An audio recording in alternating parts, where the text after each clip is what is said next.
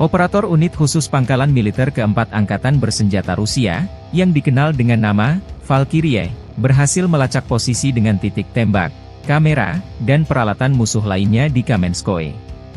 Dengan menggunakan teknologi pengintaian canggih, unit ini mampu mengidentifikasi target-target penting yang digunakan oleh musuh. Rekaman dipublikasikan 15 Juli. Setelah posisi-posisi tersebut terdeteksi, pasukan Valkyrie segera melakukan serangan presisi menggunakan drone. Serangan drone yang dilancarkan berhasil menghancurkan target-target tersebut, menunjukkan efektivitas operasi dan kemampuan tempur yang dimiliki oleh unit khusus ini. Keberhasilan operasi ini menegaskan peran vital unit Valkyrie dalam mendukung strategi militer Rusia di medan perang. Dengan kemampuan untuk melacak dan menghancurkan peralatan musuh dengan akurasi tinggi, unit ini terus menjadi elemen penting dalam upaya Angkatan Bersenjata Rusia untuk menguasai wilayah konflik.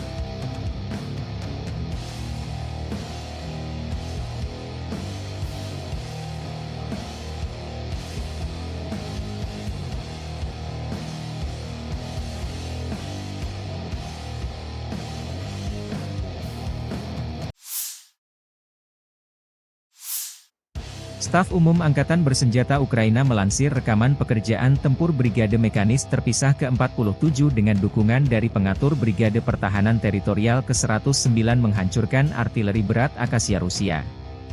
Dalam rekaman, artileri Rusia meledak besar terkena serangan Ukraina. Dalam 24 jam terakhir, 114 kontak senjata terjadi di garis depan. Staf Umum Angkatan Bersenjata Ukraina 15 Juli mencatat, dalam 24 jam terakhir, pertahanan Ukraina menyerang 2 titik kendali, sebuah depot amunisi, sebuah kendaraan pertahanan udara, 3 sistem artileri, sebuah stasiun peperangan elektronik, dan 6 area konsentrasi personel Rusia. 10 kontak senjata terjadi di arah Kharkiv. Pertempuran terjadi di dekat Vovchansk dan Hlibokoy.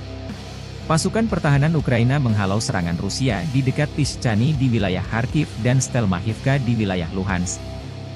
Di arah Siversky, Ukraina menghalau 11 serangan di dekat Spirny, Belogorivka, Rozdolivka, dan Viimka di wilayah Donetsk. Ukraina mencatat, Rusia melancarkan 20 serangan ke arah Torets. Dia memusatkan usahanya ke arah New York, Norton dan Iron.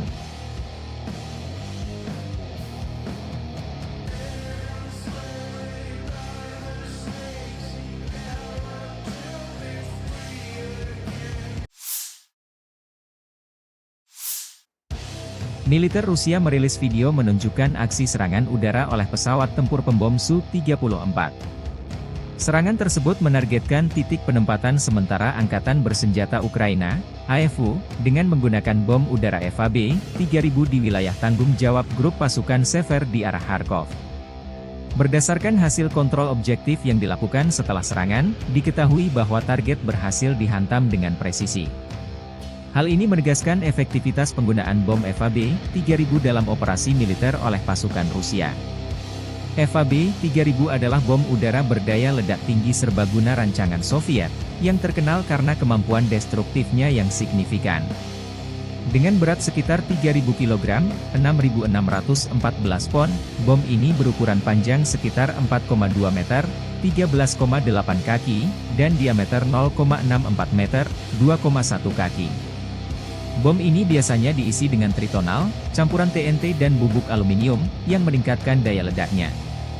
Berbagai jenis sekering, termasuk sekering benturan dan sekering waktu tunda, dapat digunakan tergantung pada persyaratan misi. Muatan peledak bom FAB-3000 adalah sekitar 1.400 kg, 3.086 pon, bahan peledak tinggi. FAB-3000 memiliki radius ledakan yang besar, yang mampu menyebabkan kerusakan parah pada bangunan, benteng, dan infrastruktur. Radius yang tepat bergantung pada faktor-faktor seperti ketinggian ledakan dan lingkungan. Bom ini dapat menembus beton bertulang dan struktur berbenteng lainnya sebelum meledak, sehingga efektif terhadap bunker dan fasilitas bawah tanah. Setelah meledak, selongsong bom pecah, mengirimkan pecahan. Bom FAB-3000 beratnya 3 ton, setengahnya adalah TNT, bahkan meleset beberapa lusin atau 328 kaki tidak membuat banyak perbedaan. Gelombang kejut menyebabkan kerusakan bahkan ratusan kaki dari lokasi ledakan, dan jangkauan pecahannya dapat melebihi 0,6 mil. Jangkauan bom ini bergantung pada kecepatan dan ketinggian jatuhnya, semakin tinggi dan cepat, semakin baik. Hal ini memungkinkan Rusia menjatuhkan bom sejauh 37,43 mil dari target, yang jauh di luar jangkauan sistem pertahanan udara jarak pendek Ukraina, maksimum sekitar 25 mil. Bom FAB-3000 dirancang untuk dibawa di bawah sayap atau badan pesawat yang lebih kecil, serta di ruang bom pesawat pengebom yang lebih besar. Meskipun ukurannya, yang mungkin menggolongkannya sebagai bom berkapasitas tinggi, HC, desain dan konstruksinya selaras dengan bom serbaguna, YP, yang besar.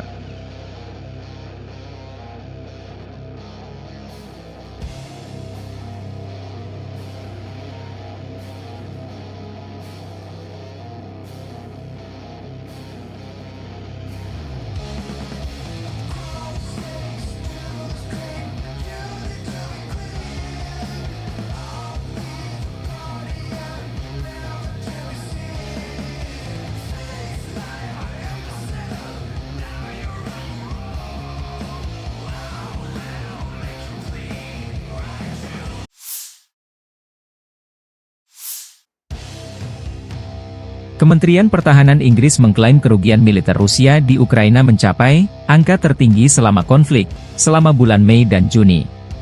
Dalam laporan intelijen yang diumumkan di X, Kementerian Pertahanan Inggris mengatakan rata-rata korban harian Rusia, baik yang tewas maupun yang terluka, masing-masing mencapai 1.262 dan 1.163 dalam 2 bulan tersebut.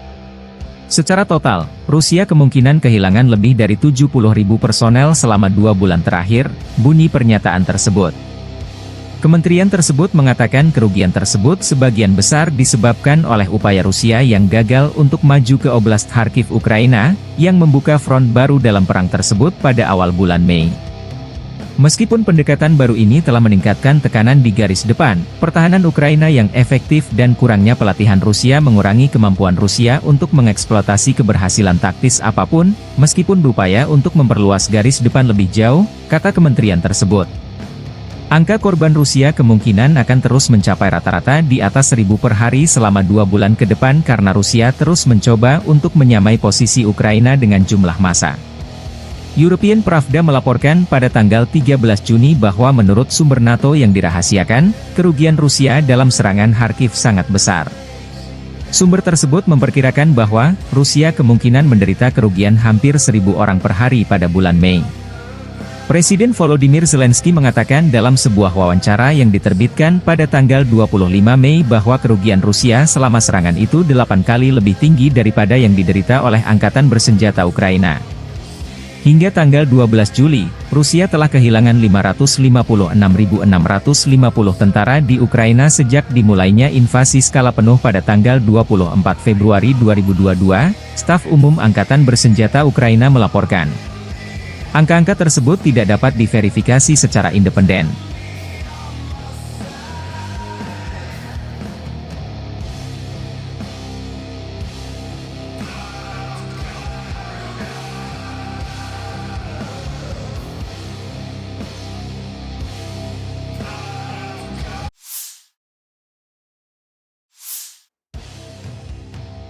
Relawan Timur Jauh Rusia melansir rekaman pertempuran sebelum Urozhainoye Selatan Donetsk jatuh ke pasukan Putin.